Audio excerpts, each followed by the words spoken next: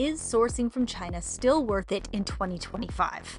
Anti-China sentiment is dominating the headlines worldwide, from Europe to Southeast Asia, and it's making many businesses question, should we keep importing from China? But here's the twist. Despite the rising skepticism, Western businesses in China are quietly holding on to hope for a brighter trade relationship. Today, we're diving into the factors behind the sentiment, breaking down recent developments like the Trump-era tariffs and answering the big question, does sourcing from China still make sense for your business? Let's start with the main drivers of this anti-China sentiment. Number one, fear of the unknown. China's rapid rise has been a game changer. Napoleon famously said, "When China wakes, the world will tremble." That awakening has left many feeling unsettled as China challenges the global status quo. Number two, global politics. Trade disputes between the US and China are front and center. Recent coverage from the Wall Street Journal highlights how Trump-era tariffs have reshaped trade dynamics, creating ripple effects across the world. These tariffs were meant to curb China's advantages, but their impact on businesses like yours can't be ignored. Number three, the COVID-19 fallout. China has faced heavy scrutiny for its role in the pandemic.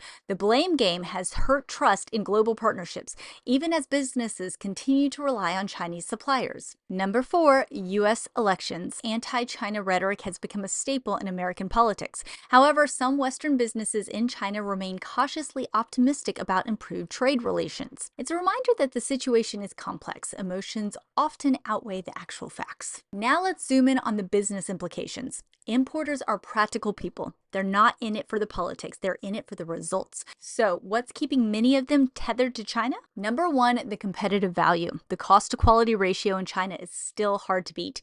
Many importers weigh the benefits of switching suppliers and find it just doesn't add up financially or operationally. Number two, the challenges of switching. As Maritime Executive recently explained, Vietnam and India are rising alternatives, but they simply don't have the scale and infrastructure to rival China.